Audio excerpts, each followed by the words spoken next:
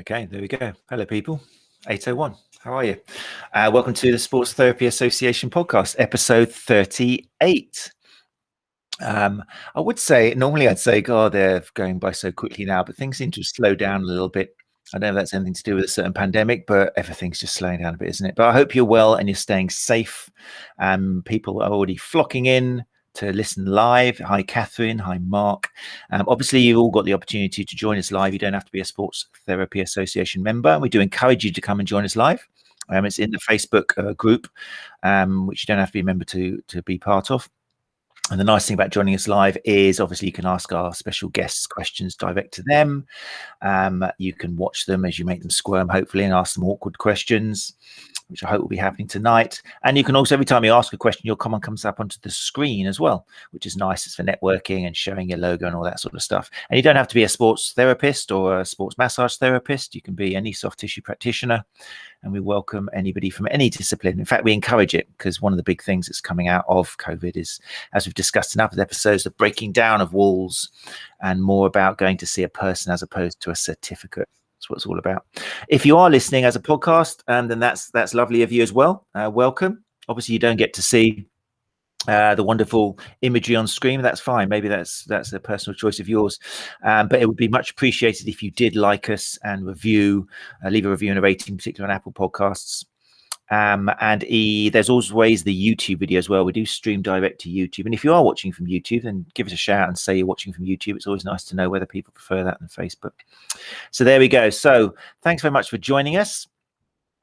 Before I introduce this week's guest, who I'm very excited about, I would like to say thank you to Nick from last week. Nick Knight started our Ask the Expert series. Let me take that off there. There we go. And it was really great. It went really, really well. Like tonight, without saying too much kind of expectation for Jack, but Nick is an expert at just making the complex simple, which is what this is all about. He's wonderful, and I'd forgotten how good he is at just breaking it down and making it into everyday language, which is the sort of language we're supposed to be using with clients and patients anyway. So it was really good, and that's the kind of feedback I got. Wow, the guy made it so obvious and so easy to understand when to use orthoses and what we can expect from orthoses and dosing and all this sort of thing. So yeah, really good feedback. Really enjoyed it. We will do. I mean, all our guests are kind of experts in their fields anyway, particularly tonight. But we will be doing specific Ask the coming up with other people as well. So if you've got any particular specialists or any topics you'd like us to cover, then do send an email to matt@thesta.co.uk and we will try to accommodate you. We're very excited. Make sure you hang around for who we have next week as well.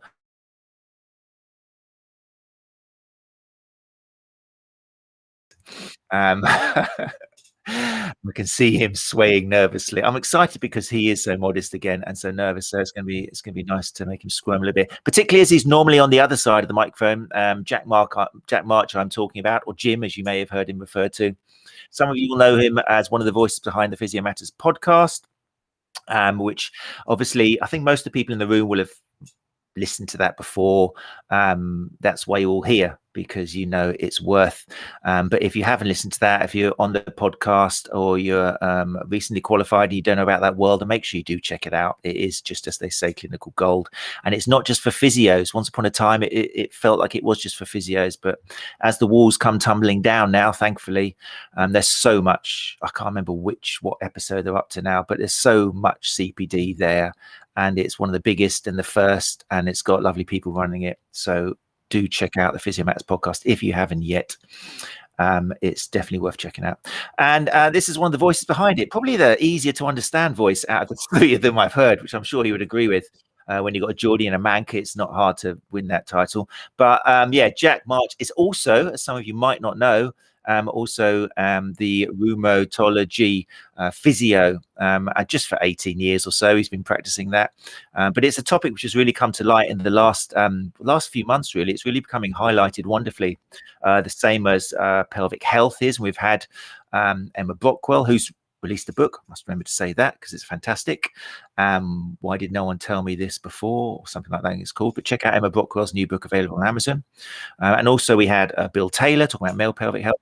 And rheumatology, again, is one of those subjects which is raising its head, rightfully so, because it's something that's missed and something we don't ask about. So I'm very excited to bring you up. Right. That's probably one of the longest intros I've done so far this year. So that's far enough, more than enough of that. Let's say hello to Jack March. Hello, mate. How are you? Oh, very well, thank you, Matt. That was a lovely introduction. Oh, it's just wonderful to hear your speech. Was I being unfair there to kind of like other? No, we don't get enough Southerners on our podcast at all. It's slightly northernist, isn't it? I must admit, it covers the yes. spectrum. So thanks for joining us, mate. Really nice of you to give us your time. It is gathering traction, isn't it, rheumatology? What is the reason for this? Is it something that's come out of COVID, or people are talking more? What do you think? Why do you think it's becoming a popular topic? I think there's a few reasons, really. I mean, recently we've had Talia Dean, who was... I feel really bad because I don't really know what she was famous for, but she's a singer, and she was diagnosed relatively recently with ankylosing spondylitis. And so the sort of traction of social media and things is bringing some of these things to attention. Groups like NASS, the National Ankylosing Spondylitis Society, and NRAS, which is the rheumatoid arthritis version, are getting better at using media to reach us as medical professionals and the public. So I think a few things are pushing it. I'm not sure whether COVID is having any impact on it, although obviously things with shielding and vaccinations have an impact on rheumatology patients because of because a lot of them are immunocompromised. So I think there might be a little bit of that. But I think as well, there's a lot to do with musculoskeletal practitioners. I mean, as you said, I'm a physio. Physios are in the limelight, if you would, at the moment for being able to continue practicing, but also moving into first contact practitioner roles and having to take on more advanced patients or recognize these kind of conditions. So I think there's a push to walk towards advanced practice, which means that a lot of these things, like cauda equina is it's probably in vogue for a couple of years, and spinal cancers, those kind of things. It's people are paying more attention to these kinds of conditions because we have to, really, I think. Fantastic. I'm interested.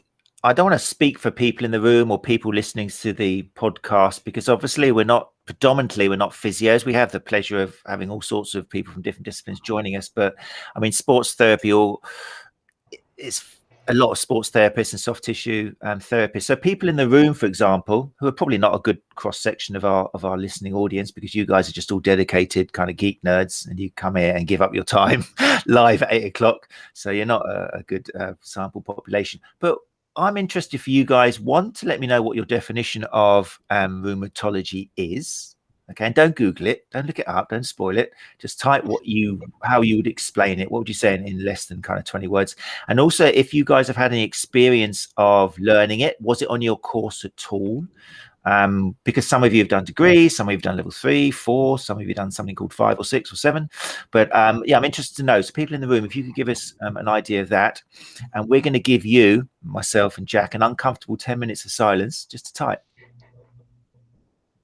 Can I point out that my pal Liz Bailey is just saying hi, and also Matt Scarsbrook is here as well. So he's dedicated geek nerd, which I would agree with. I like the way you said my pal Liz. Oh, and also Matt. And also Matt, yeah. Purely a work colleague, Matt.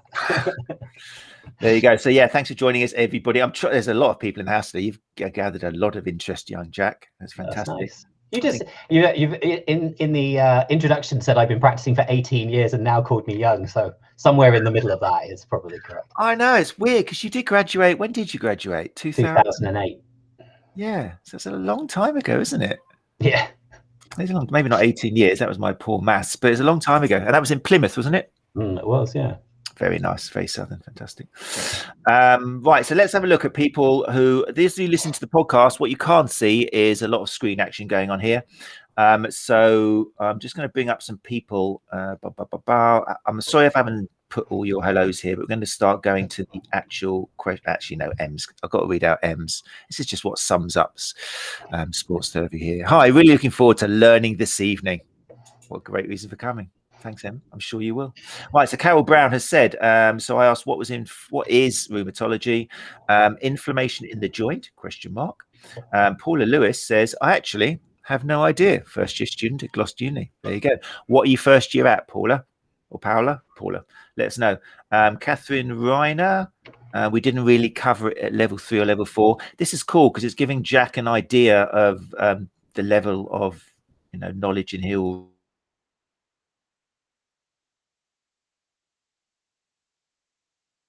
You are the gin and tonic early this evening. Jane Cook has said immune system attacks one side of the body.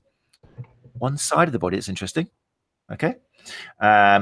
Sarah Jones has said a collection of autoimmune conditions. I hope you're playing this on the podcast as well and shouting out. Inflammation of the joints is backed up by Sue Richards. And there we go. And Paula's just said she's in her first year at sports therapy. Right, Jack, what do you reckon? How are they doing for definitions? Yeah, a little bit. I'd say not a bad attempt. A little bit narrow, probably, but yeah, not far off. The closest was Sarah. A collection of autoimmune disease, a collection of autoimmune conditions is probably the closest. There you go. So that's the key word, is it then? Autoimmune. Let's say yes. Yeah. You said earlier that about people making complicated things simple, and I feel like I spend my life doing the opposite. I make simple things complicated, but hopefully that makes sense in the end. Oh, thank you for saying yes. That's good. It's hard to track this man down to simple answers. It is so much. Okay, so I mean, the one thing which I read in your blogs, and I do encourage people to go and check out. Let's put this up already because it's such a great website. It's so friendly. As you are, sir. Let's have a look. I'm just going to put that on full screen so people can see it. Hasn't actually got his photo there. But this is, hi, I'm Jack. But yeah, this is where you want to go, rheumatology.physio. And there's loads of information on there, access to videos and really friendly blogs, which talks in the language which you guys got to be using with your patients and clients anyway. It's got details of Jack's courses as well that are coming up, and there's courses which we'll talk about later on which are not just for kind of physios. There will be things coming up which are useful for soft tissue therapists who might feel they need an intro to this topic as opposed to jumping in after 4 years of physio or something. So yeah, so do check it out. Rheumatology.physio. Let's take that away. Yeah, so one of the things I've read is this thing about, I love the word masquerading because it's not like a catastrophic word. It's kind of masquerading almost makes me think of they're just wearing a mask and they're ha ha ha ha, and it doesn't make you think, oh wow, they're really evil and dangerous and horrible. But yeah, so tell us more about this. Why do you use this word masquerading? What's the situation? Yeah, so what we tend to be looking for, if we look at the conditions that come under rheumatology, which we're interested in, let's say, so sports therapists, physios, osteopaths, etc., the ones that we're interested in, they're conditions which present like musculoskeletal conditions. So, for example, the most common ones would present with back pain, tendon pain, joint pains, joint swelling, redness of the joints, those kind of things. But they aren't what you would term musculoskeletal problems. So they are, as a few people have pointed out, they are related to the immune system. So let's take something simple like an ankle sprain. If you had an ankle sprain, you'd get a red hot swollen joint. It would be painful, but you'd be associating that with a mechanism of injury. So some cells and structures are being damaged, and that's what then is causing the reaction. Whereas what's happening in these rheumatology conditions is the opposite. So you don't have a mechanism of injury, but what you've got is the immune system reacting against the tissues with no cause, let's say, so no injury. So they look a lot like musculoskeletal conditions, so that's why they masquerade. So at a masquerader's ball, you put a face mask on so that you look a lot like somebody else, and this is what we're really interested in. So going over your some of these descriptions of rheumatology, it's important to know that this is why I think we've been a bit narrow. So with what rheumatology does is it deals with a whole raft of conditions, and they mostly are related to the immune system and dysfunctions of the immune system, but they will affect multiple different systems in the body. So the musculoskeletal system is one system, We've got the gut and the bowel system, for example. We've got the nervous system. We've got my favorite, which I learned from Andrew Cuff. If anybody wants to learn about red flags, go to Andrew Cuff. The intergumentary system, which is the skin, the eyes, the ocular system. So there are multiple systems, and that's what ties a lot of these conditions together, is they affect more than one system.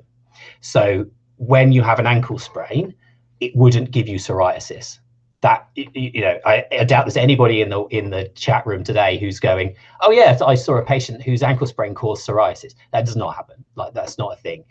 You've had an insult to the musculoskeletal system, ligaments, tendons, muscles, whatever.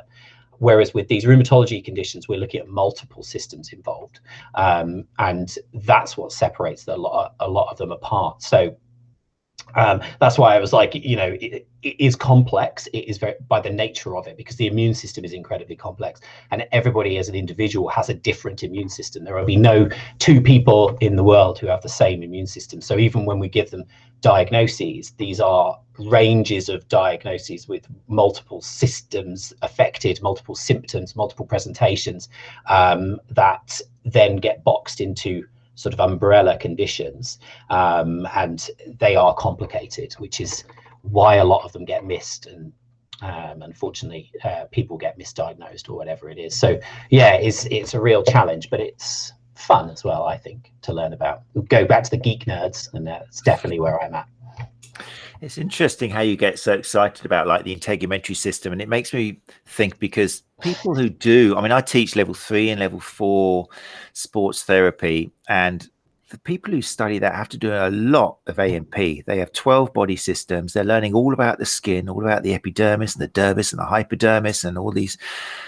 But then when it comes to the actual hands-on side, that kind of all that knowledge of all the respiratory system kind of disappears, because then suddenly it goes into what you're doing with your hands and this and that, and it's a shame, because it's a massive amount of A&P. And I think there is a gap there for where maybe they should be talking about more the link of the body, between where there could be looking at, I mean, we learned about psoriasis. I'm sure everybody in the room remembers looking at kind of like contraindications and things. And if somebody comes in with psoriasis, then you're just thinking, oh, can I touch it? Yes, I can. Do I have to wear gloves? No, I don't. Can it irritate it? Oh, I'm not sure.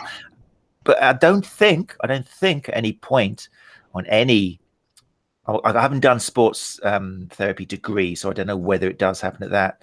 But I certainly know that up to that point, there's no mention of a link between psoriasis and potentially something like spondyloarthritis or that. And I think it's a bit of a gap. I mean, on physios, I mean, I know the success of your course suggests that physios aren't too hot on recognizing this either. Is it mentioned enough on physiotherapy? Do you think there's a gap on that as well? Yeah, it does seem to vary on the courses. I mean, if you go back, it was, like we said, it was 2005, 2008 that I was at university. So we are looking back a little bit, but we barely learned about rheumatology at all.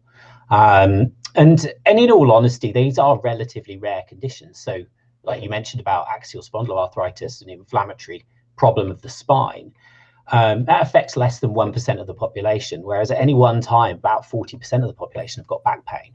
So it's a relatively rare problem. The issue is that these relatively rare issues are coming to see physiotherapists, sports therapists, because they're presenting, as we said, they're presenting as a masquerading condition. So, if anybody in the chat today has been to their GP with back pain, I can almost guarantee where they told them to go first would be physiotherapy, osteopath, etc. So it's what then happens is you have, and like you said, people get very used to the path of least resistance. So if you see a lot of, let's call it mechanical back pain, you'll see a lot of mechanical back pain where people come in, you fit those criteria together and you go, yep, I know what that is. It's mechanical back pain. We do this, this, and this worked before, and away we go. And unfortunately, because these are relatively rare and they're subtle, they then get missed and perpetuated, and the problems continue. And, a lot of people just don't know. So, you might provide a treatment, it might work. You might provide a treatment, might not work. People come back, they might not. It's very difficult because they are relatively subtle conditions. And, you as a sports therapist, for example, you might see someone for a few sessions, you're not getting them much better. So you refer them back to their GP because they're not getting better. There's nothing necessarily to say anybody did anything wrong there, but then people don't get the feedback mechanism where, okay, well, why did that end up not being quite right? and what ended up going on happening. And I think that's partly problematic because we don't have the world's best joined up healthcare system, especially if you're working in private practice. It's difficult to get information back from GPs and all these sorts of things. So it's hard to then learn from your mistakes, in inverted commas. And I think if we're saying that 1% of the population has these inflammatory spinal problems, that's 1 in every 100 patients that people are seeing. So, I'm betting there are people here that are seeing 100 patients a month easy. And careful, probably not sports therapists. Yeah, in normal times. Let's say in normal times, it means theoretically 1 of those patients every month is got an inflammatory spinal problem, and you have to take that with a pinch of salt because some of them are filtered out by GPs and this kind of thing. They never make it there, but a lot of them don't. And when you look at the research, with inflammatory spinal conditions specifically, there's anywhere, depending on what population you look at, anywhere between 6.5 and 8.5 year delay to diagnosis. And they see an average of 8 clinicians before they get to a rheumatologist for a diagnosis. So, that's 7 or 8 chances where they've been, in inverted commas, missed or misrecognized or whatever it is. And, it's not easy. It isn't easy. And, like you say, I wouldn't be able to make a living out of teaching it if it was easy, because people would just read it in the textbook and away they go. But it isn't improving either. The delay to diagnosis isn't improving. It's still the same now as it was 15, 20 years ago, which is awful. Yeah, so something like ankylosing spondylitis, yes, it's pretty rare. But there's plenty of other, I can't remember, I think I read somewhere how many diseases or conditions fall under rheumatology. It was in the hundreds, isn't it? Over 200, yeah. Yeah, so there's an awful lot. So can you give us some more common situations which sports therapists or massage therapists might be missing, where somebody could come in maybe with a musculoskeletal issue and they're missing something, like the psoriasis, for example? They're failing to make that connection of, they've got psoriasis and it's more than just what do I do with my hands. They should be checking more in the subjective. Give me some examples. Yeah, it's a very open question, Matt. That's very So I think the typical one. So most of my caseload is second opinion, and what I would say the biggest thing that people miss is as you said, they don't add the sections together of those multiple systems, and it's hard because if you've done a course where you don't learn all of those systems, or you haven't been exposed to those through continuing education, it's hard because you don't necessarily know the other conditions that affect and are therefore related. So, I wouldn't be expecting someone who's done a level 3, for example, to know that uveitis and iritis are inflammatory eye conditions, which are very highly related to then getting axial spondyloarthritis and inflammatory back pain. So actually, if let's say someone came to see me and they had uveitis and back pain, that would be pretty much enough for me to send them for further investigations in rheumatology. But I wouldn't be necessarily expecting people that have come out of university to know that. That's going towards advanced practice. But the problem is that if you're the only person that patient is seeing, you are missing that diagnosis. So whilst it is in the realms of advanced practice, it means that it still means that people who are either early on or doing different professions, still they really need to understand. And so to give you the most sort of common thing that I will see, it's tendinopathy. So it's peripheral tendinopathy. So Achilles tendons and plantar fascia most commonly are a very common onset symptom in spondylitis, so either axial or peripheral. And that's what's most commonly missed. So we'll see either multiple tendon sites affected or a history of repetitive tendons. So, for example, the most recent patient I saw for a second opinion had both Achilles tendons, both lateral glute tendons, and both tennis elbows within a year. So 6 tendinopathies within a year. That's relatively unusual. And then when you dig into the history, she had psoriasis, her mother had Crohn's disease. And then all of a sudden, all these things start to tick into place. But the problem is that if you're not at that starting point where you're going, every single tendinopathy patient, I need to rule this out, then you'll miss absolutely tons of them. And like I say, lots of your tendon patients won't have it. But if you're not asking the questions, then unfortunately they will bypass you. What was, for example, the person you mentioned with the 6 tendinopathies in a year or something? What was their physical lifestyle like? Were they exercising? Was there any chance that they were overdoing something which could have caused, or was it a gap? Yeah, so this is the really funny thing. So I actually think that the triggering symptom to get help was mechanical or load related, because they started Couch to 5K. But then the thing was that the lateral hip pains and the elbow pains were not load related. So they preceded that, and they weren't the lady wasn't a mechanical worker. She worked I forget where she worked, but she did like a desk job, and she wasn't particularly unfit or unhealthy. She had no other predisposing factors. Now obviously people get hip pain, they get elbow pain, but they don't get 6 of those things in a year. And this is what I mean about it being masquerading. You could very, very easily have said, okay, all of those things are related to load, and then you don't go any further. I don't ask about the fact that she's got psoriasis, or don't ask about the fact that her mother ended up having Crohn's disease, and then all of those things make her much more likely to develop spondyloarthritis. And one of the distinguishing factors here is we as therapists, physiotherapists included, can't make these diagnoses.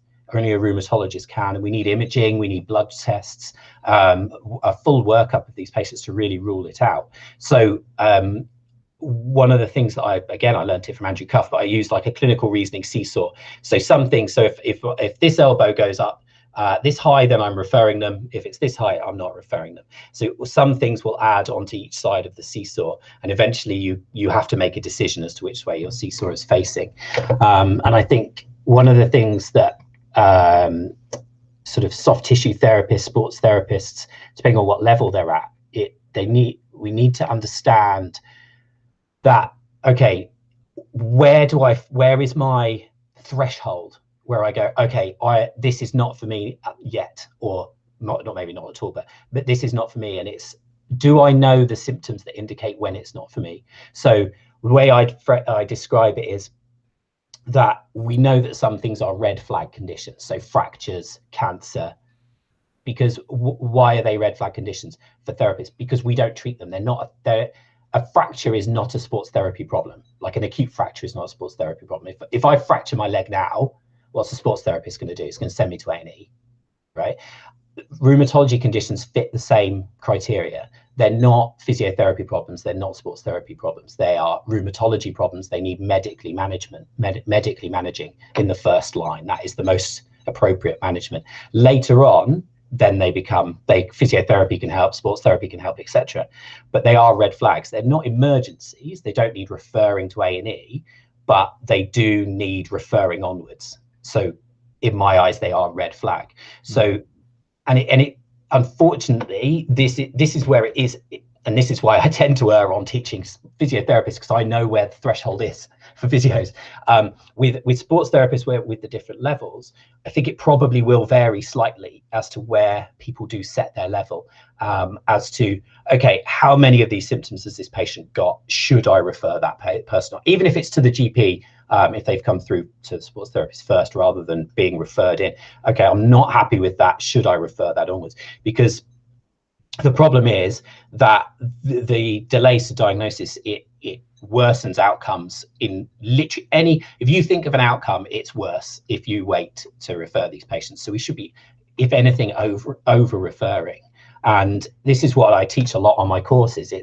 We're suspecting these conditions. We're not diagnosing them. So if I'm suspicious, I'm referring, or not my case so much, but previously my case was I would have to investigate. But now I'd be referring to the GP for onwards referral, and so on and so forth. And it's where do you set that? And I suppose in some sports therapists who work maybe with a physiotherapist, or if you're a massage therapy, work with a physiotherapist, it might be going, I've got this patient with this set of symptoms. what do you think? Like, that might be where you go, or it might be if you're on your own, you've got to go through the GP.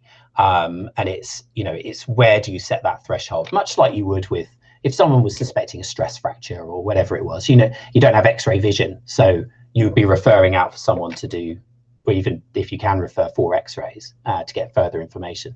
And I think that's what I want people to understand is, where do you set your threshold for referring out for these patients? That's great.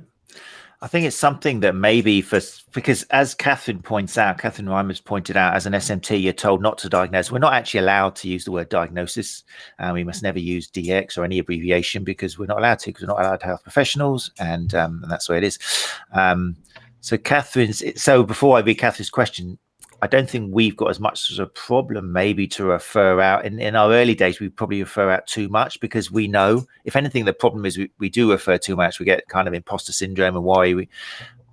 But the fact that you said that most of these rheumatic conditions are not discovered for years later, and obviously that makes the outcome much more difficult, is tragic. It's a real shame for these people. I mean, you're talking about life-changing situations, which is going to cause... Especially as they're so managed on medication now. We're looking at somewhere around a third of these patients going into remission. It's so well medically managed, and we're still seeing these patients with big problems. Yeah. So yeah, Catherine says, as an SMT, you're told not to diagnose. If you do notice rheumatological symptoms, do you tell them you have concerns, and why, or just refer to a GP? Yeah, so what I have like a common set of phrases that I use, and I'll say something like, your symptoms fit these sort of criteria. So for example, in rheumatology, it'd be your symptoms are worse in the morning and you're reporting to me spinal stiffness lasting longer than 30 minutes, and your dad has Crohn's disease and you have psoriasis. Those things make me suspicious that something else might be going on and causing these. That's not my it's not my skill set, or that's not my area, or not my expertise into that diagnosis. What we need is further investigations and a specialist. What they will hopefully do is investigate you and with either rule in or rule out that condition as causing your problems. If they rule it in, they will medically manage you. If they rule it out, then we can carry on as we were. There are still things that you can continue to do. So I think one of the things that I think it's important for us to say here as well is that there is almost nothing that as therapists we will do to make these conditions worse. So if you referring out doesn't mean you just have to dump them off. You can still do a lot of advice. You can still do a lot of treatment. You can still do pretty much what you were going to do anyway. But it's the referral onwards that's important. So what I often say on my courses is we'll hierarchy the things that we're going to do. So number one, refer. Number two, give advice. Number three, treat. And in that order, because they're the things that are going to give the most impact. And if you've got to spend 25 minutes of your 45-minute appointment, how long your appointment is, working out how to refer, where to refer, where's most appropriate, that is the best use of your time at that point. It isn't trying to reduce symptoms or doing whatever. The referral is the most important thing. And there is research to show even when these patients have very active disease, exercise doesn't make them worse. Massage isn't going to make them worse. Those sorts of things. It's not going to increase the inflammation to a degree that's detrimental to them. Yes, some of them will get benefit, some of them might not, but that's just much like any time we treat anybody. You do have to be a little bit careful with the reaction to your treatment, much like you would with anybody. But otherwise, yeah, crack on. Really good. I guess the only way you can make it worse or the easiest way to make it worse is by ignoring it and not referring them at all. And that way you could indirectly, although I don't think you could be, it's not negligence really, but yeah, very interesting. So I hope that helps, Catherine. I was going to say, you mentioned your course. I think the biggest fear is that people are going to think rheumatology, that's so not anything to do with what I do. But your course, would people who have come from like level 4, level 5 sports therapy be able to join on? Would they feel a bit left behind? Yeah, I have some varied ones. I have admittedly been erring into advanced practice, so sort of first contact practitioner roles. A lot of my education has been geared towards that because that's where the demand has been.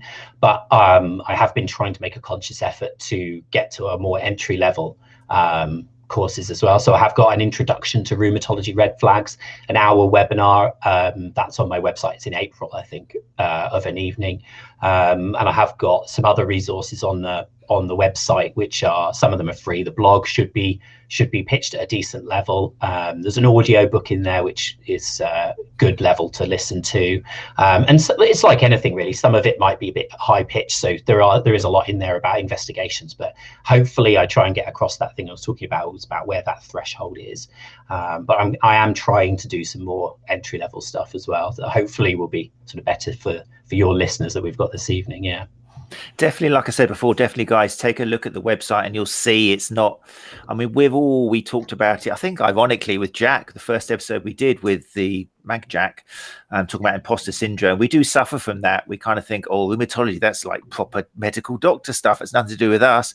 And we just belittle ourselves. And this is what holds our industry back a little bit. We don't recognize. I mean, when I look through the specialists and the experts like yourself we've had on the show so far in 38 episodes, whatever, one of the nice things I think, hopefully, that people are listening, who join us live or listen to the podcast, is there are so many ways we can help the people who come to see us by just recognizing who to refer them to. You know, we saw it with the pelvic health. We're seeing it now with the rheumatology. We saw it with the mental health awareness the other day. We're seeing so many examples where people come to us and they trust us. They open up to us. They stay with us because primal grooming, they love massage. It makes them feel good. We know that it gets confidence and it can help with anxiety, depression. So if on top of that, we can actually ask the right questions and just get a few little, improve our awareness of what's going on and red flags, and just not be scared to say, look, I notice here, actually, I saw this the other day. You've got this in your history and your mum and that, and you've got psoriasis. It might be worth just checking out the GP. That person could go to the GP and it can make a life-changing in the moment. That's a lovely responsibility to have. You know? It's spot on, because and what I think is that if you think about what we said earlier, that these patients have seen an average of 8 clinicians. So, you know, it would be hard for me to think of a situation where they've seen 8 junior physiotherapists. Like, so they're being missed by GPs, orthopedics, spinal, wherever. And I've seen a whole raft, you name it, I've seen them. I've missed them for sure. And all I think that, you know, that if you're the person that goes, wait, those things just, that twigs something in my mind. I listened to that Southern guy talking about rheumatology conditions that I don't really understand, but I remember he said that thing. That's enough. That's your job, right? And I think that we overthink this far too much in these specific scenarios. Like 98% of the time, your job is to do the rehab, to do that, do whatever. And then just those small times. And you think about, it's the same when you think about the other sort of emergency conditions. If someone comes in with an undiagnosed fracture and something really bizarre, they're where you make a real huge difference to one patient. And I think we just need to remember that those things exist, and be confident that our spidey senses are tingling and that our gut is telling us something's not quite right here. I can see Matt Scarsbrook is yelling at us to put about this. I am doing a course with the school, which will be spot on perfect level for this. I totally forgot about it because I can't remember the details of it. Oh, there he is. Okay. Yeah. So I scroll down. I will come back to people I passed. Yes, yeah. yes, indeed. So yes, the school are putting on the course in April. cough. Matt, yeah, feel free to stick some links in there in the comment section, Matt. That'd be great. Thank you for doing that. And I want to go back. Yeah, sorry, I just want to interrupt you slightly. I think it's I say this on, even when I teach advanced practice, it's not about going, I think this patient has axial spondyloarthritis related to their Crohn's disease. That's not what we're doing. We're going, I'm suspicious that these symptoms are caused by an autoimmune condition. That needs investigating, and away they go, right? And then once you've done that bit, as we said, then you go, okay, so the best advice that I can give them is not smoking, being active, reducing their BMI if at all possible. That is well within the realms of all of us. And then finally you go, okay, once I've done all those things, I've got 5 minutes left. What could I do that might help today specifically, if that's something that they want? In my experience, a lot of these patients, once you've spoken to them about these things and they go for the further investigations and you go, look, I could give you a bit of massage or I can give you this exercise. It might help a little bit in the short term, but I'm not certain. It certainly won't make you a lot worse. Most of them go, don't worry about it. You've done this, this, and this. Let's go for the investigations. Thank you. And then my experience is they come back to you, especially if you're correct, because or even if you're not correct, but you flagged those things and it was sensible, and then they come back because they trust you at that point, that you did the right thing and tried to manage them the best you could, and then they trust you to then go on and do their management after that. So yeah, that's the way I would approach these things. Definitely. No, it is exciting that I think, again, because often the relationship between a sports therapist and a patient or client, it's much, much deeper than they could ever have with a physio or somebody like that, because we have so much more empathy. But you probably will find, Jack's just nodding there, he hasn't heard what I just said or the dig I've had at physios, but you probably will find that they will stay with you. If they've come with you and you're laying your hands on them and they've got that trust and stuff, they're probably going to still come along for another massage because it makes them feel much better. And also another tag I like to do is I say, I want you to come back next week, particularly if I know that they're not likely to go to the GP. I said, because mainly I want to hear that you've actually gone. I want to hear what they say, and they quite like that big brother mentality. They like to know that you're nagging them, because we know that a lot of patients don't even do their exercises, and just to say, and they won't go to the GP, so it's nice to hear that it is kind of a red flag where you're not losing the client, because it is important. We don't want to lose clients. It's difficult enough as it is. So yeah, it's cool. Great stuff. Right, let me just have a look at Brian here. Oh no, Beverley.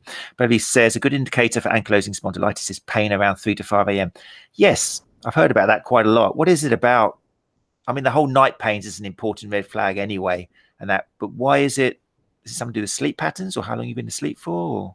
Yeah, so it's interesting, really. So what happens when you go to sleep? A lot of your systems take a rest.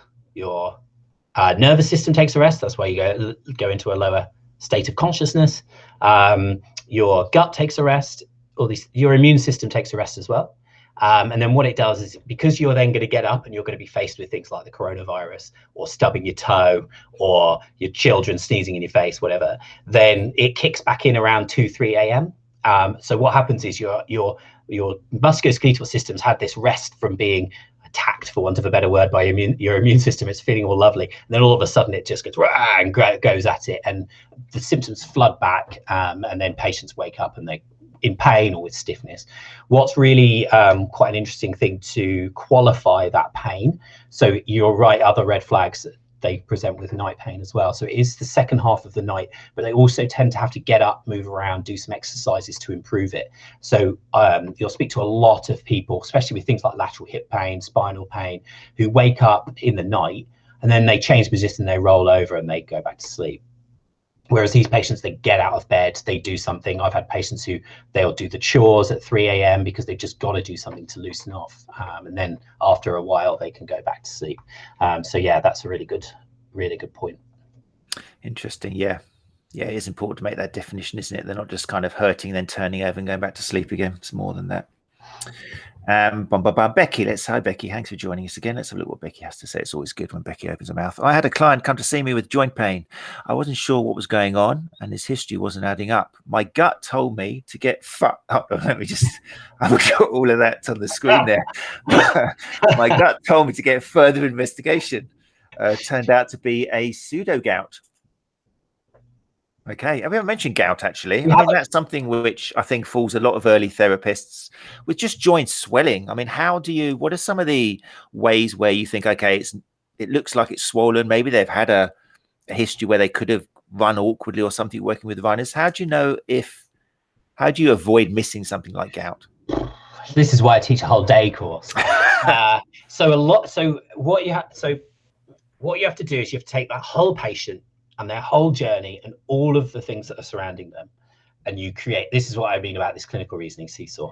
So with gout, for example, if it's a female prior to them having their menopause, then it's almost 99.9999% chance not gout. With men, they're much more likely to get gout. So 1 in 14 men over their lifetime are going to get gout anytime after about the age of 16. It is related to dietary factors, but some people are more likely to get it if they've got a family history. But the onset is important with gout. So almost exclusively people have their onset at night.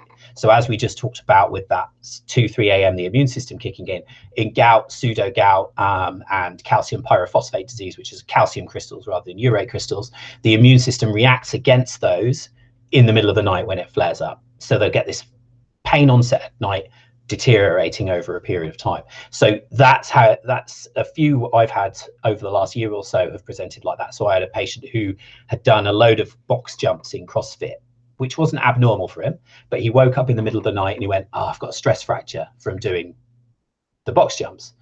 And I was like, it just doesn't fit. It doesn't fit. And that onset at night, and I was like, right, I think that's more likely to be gout actually. The other thing with gout and pseudo gout is about 75% of it is the big toe. So the first metacarpal phalangeal joint, metatarsal phalangeal joint, sorry, it's getting late, I need more coffee. It's about 75% of that is that. Then you're going about 15% of it is either the ankle or the knee. So above the knee, it's going to be really quite uncommon with their first presentation to be anything other than to be gout. And like I say, if the women haven't had their menopause, then it isn't gout. So the only women you need to be really careful of really are anybody that's been through early menopause. So that can be a different distinction. But yeah, gout is an important one, especially things like stress fractures or injuries of the foot. Then being careful over those really. Interestingly, I don't know where people are listening from, but they've got a higher prevalence of gout in the northeast and Wales. So if you're Welsh or in the northeast, then you've got a significantly higher prevalence than anywhere else. There's a joke in there northeast is not the north. There's a joke in there about diets and alcohol consumption, but I suspect it's probably genetic. So there's just happens to be a slightly higher genetic prevalence in Wales in the northeast. So people stay where they are more than they move around, and you just get a slightly higher prevalence here. I had a situation, not personally, but I remember it was a case of me not reading the notes because somebody hadn't turned up at the clinic and I had to take over, and the guy came in, and I think it's the second time he'd been in, and I didn't look at the history of notes. It was a terrible mistake. But yeah, I'd seen him, massive swollen ankle, and I know, in fact, I think I got rid of him eventually because he was a guy that was always coming in with problems caused by himself because he was just overdoing it. I won't go into specifics just in case he's listening, but I already had my kind of walls closed thinking, oh mate, you always come in here and ask us to fix you. We can't fix you. I've told you 100 times. I'm thinking in my head, just stop overdoing it. But he's come in, big swollen ankle. And again, I just thought, oh, you've just been overdoing it on your so-and-so again. And I hadn't looked back at the history, and on the history, I had suffered from gout before. And I think it was a couple of times I saw him again. And then eventually, suddenly it clicked, hold on, weren't you the person? But yeah, it was an ankle, so it was less common. And it was like, oh yeah, I never thought of that, of course. And he himself knew he suffered from gout for various dietary reasons as well. But he didn't bring it up because he was sure that, it was the therapist knew what they were doing. So again, listen to the patient, make sure you give them time to talk about stuff. Don't just jump on it like some bearded idiot. But yes, there you go. Great, Becky. Thanks for mentioning that. I forgot all about gout. Let's have a look here. Shirley, what time is it? Oh yeah, 8:50. That's good. Shirley says, my daughter had joint problems, red eyes, bowel problems, etc. for years. She has been to the doctor so many times, and only now is she being taken seriously, and they think it could be Crohn's, and it's having an MRI in 2 weeks. Why do they not take us seriously? This is even with the GP. What do you think? Oh, it's difficult for you to say, Jack, but what's the problem? Why are they getting kind of missed? Yeah, so women have had a particularly hard ride with regards to these conditions, because for various factors, mostly because in investigations they don't show up. So if you're female with these spondylitis conditions, you're much less likely to have positive blood results. You're also much less likely to show up on X-ray. So until the advent of MRI, it was basically thought that this was a male condition. And that is one of the issues the medical community are trying to get around, is that this historical belief that it's mainly a male condition, whereas actually it is a slight prevalence towards males, but it is almost near as damn it equal, or we might as well consider them equal. We also know that women present less classically. So when you look at the sort of the criteria for what would constitute a spondylitis, which is what I'm going to assume that Shelley's daughter is being investigated for, given what you just said, is that men will present with all those things we said: morning joint stiffness, swelling, waking in the second half of the night, better with anti-inflammatories, all these things. They'll present with all of them, and they'll say them to you first 5 minutes of the consultation. Whereas women will present with much more vague symptoms, much less classical, and they're much less likely to present with the back pain than the men are. So they often get misdiagnosed as things like fibromyalgia, hypermobility syndromes, those kind of more woolly diagnoses, let's say, that are a bit more vague.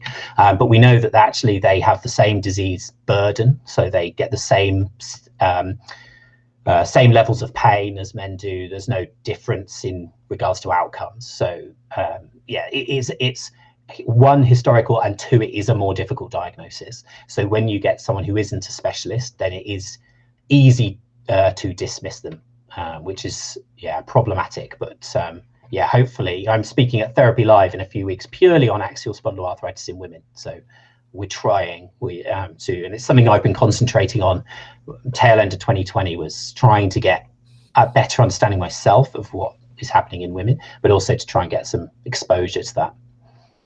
Fantastic. I'll make sure we put a link to that Therapy Live. What date is it again? 2 weeks, you say? 6th of March. There you go.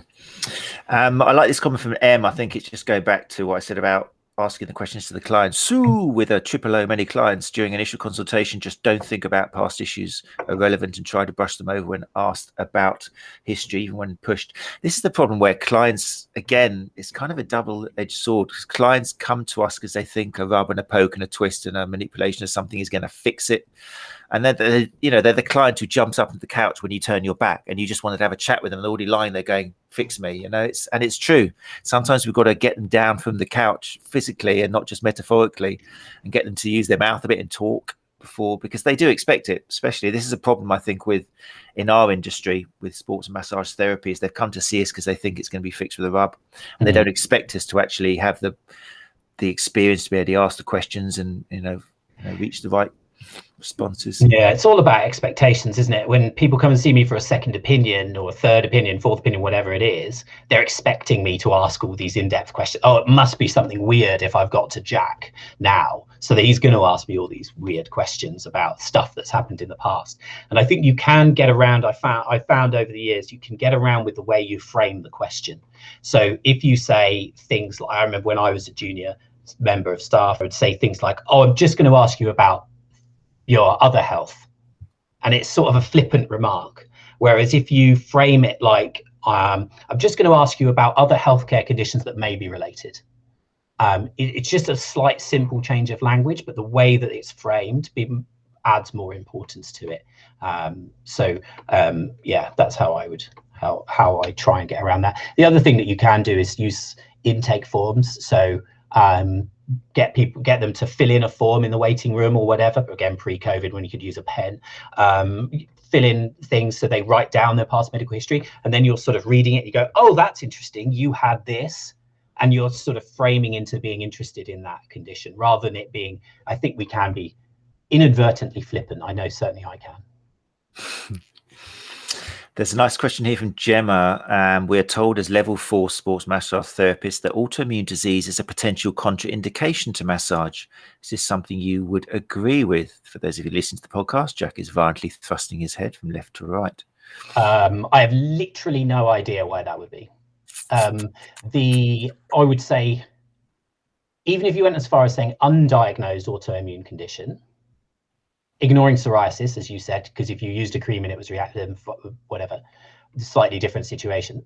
But an autoimmune arthritis, for example, I can't think of a reason why that would be. I'm assuming that our listeners and watchers say wouldn't be massaging someone while they were crying out in pain. So as long as you were being sensible, then there is no biological reason that I think that is the case. I mean, it might be something to do with kind of joint pain. Obviously, if somebody has got rheumatoid arthritis or something and you're trying to do a nice little finger wiggle kind of hand massage at the end. But again, like Jack just said, they'll soon tell you if something hurts. I suppose just make it, if you use pain as the guide, the trouble is when we believe that we're actually fixing them and just tell them this is going to hurt, but I'm fixing you, then everything just goes out. It's all possible. So yeah, I think the word contraindication to me, and maybe it's the way I would use contraindication, being a hard no. Absolutely no way you're going to do that. I can't think of anything in the rheumatology world where that is the case. Now, there are like I would not be doing anything very firm on a osteoporotic spine. So that would be a contraindication to me. But it's the volume or the because you use the word violence, I suppose, but the force that you're using is the contraindication, not the thing that you're doing. You still massage someone with osteoporosis. I wouldn't be doing a manipulation on someone with osteoporosis, for example. I don't understand that why they're teaching that. Come back, Jemma. Maybe it was relative to something specific, or maybe it was more pressure more than anything. Who knows? But we'll see. I've got a comment here from Matt Scarsbrook just mentioning the fact that your course is hosted by the school in April. Just thought I'd mention that. There will be links to that in the comment section if you listen to the podcast as well. And make sure you do check out the school on Facebook or follow Matt Scarsbrook, and there will be details of that. Okay, so Adam Tonks is happy to know there's something coming up in April for him. That's good. Let's just scroll down here now because we're in the last couple of minutes. Sarah Jones has written, we were taught not to treat during a flare-up. I would do the same response. Oh yeah, go by symptoms. Yeah, I would ease off if they're in a flare-up, but you would if I would say I'm assuming that people are not treating a 2-day-old hamstring tear the same as they are a 10-week-old hamstring tear. The same process. You're just going to go with what you find and do it to the intensity that the patient is appropriate to the patient. You might get some increase in symptoms afterwards in the short term, but you would if you're treating anything really, wouldn't you? So I would tail back a little bit. I wouldn't. It's not a contraindication. Luciana Moore here said, even with classic symptoms, I was told I couldn't possibly have a male white Viking disease. Interesting. There you go. That's the Nordic countries in Europe do have a slightly higher prevalence of HLA-B27, so they would be slightly more likely.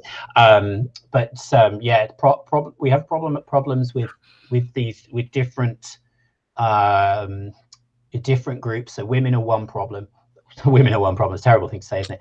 As in diagnosing women is so going to get edited and put out as a bite there. Yep, keep going. But also with African Americans and Afro Caribbeans, people of Afro Caribbean descent, they tend to present differently, but also have a lower prevalence of HLA-B27, also a lower prevalence of genetic factors.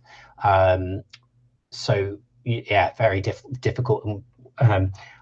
African Americans, Afro Caribbeans, also at higher risk than pretty much anybody else for things like lupus, as you mentioned, Sjogren's syndrome, so the connective tissue disorders as well. So what will happen is we will see these patients and they don't have that, and you're like, well, no, they've got this other rheumatology condition. But also what we need to remember in a lot of it was much like the male versus female situation, is textbooks are written by white professionals, and pictures are almost always of white patients. So things like psoriasis I've never seen what psoriasis looks like in an African American or an Afro-Caribbean. My understanding is there are textbooks that are trying to do that, but it's just not information that's available to us, which is very problematic. Very interesting. Right, it's 9 o'clock, people. It sounds like, well, you've all got to sign up for Jack's course in April, which incidentally, in case you didn't realize, is rheumatology from a soft tissue therapy perspective, hosted by the school. Matt Scarsbrook's in the house today, just mentioning that a couple of times. So there you go. Jack, there's so much more which obviously we could be talking about, but I hope that it's given people, definitely in the room and people listening to the podcast, a little idea of how we can help as professionals and what we probably didn't even consider before. So thank you so much, mate. That's really kind of you. Show once more. Let's bring this up. There's the website, just in case you missed it. So rheumatology.physio. And also, if you're looking for Jack online, you're rheumatology.physio in most places now, aren't you? Yes, the only difference is Twitter. It's at PhysioJack. But I think if you type in rheumatology.physio on Twitter, I still come up. But yeah, Facebook. I have a Facebook page now. I was bullied into making one of those, and an Instagram page. I haven't made it to TikTok yet. Fantastic. Right. Okay. So thanks very much, Jack. I guess next week I'll mention now. I used to kind of put you down and then say thank you and come back and say thank you afterwards. But anyway, because you know next week's guest, I'm sure. I do. Yeah. I haven't seen him for ages. Have you seen him for a while? No, I haven't. There you go. It is. I was very excited about this, and I've kind of suggested it a couple of times without saying the name. But yeah, Mike Stewart of nopain.co.uk is going to be joining us next Tuesday.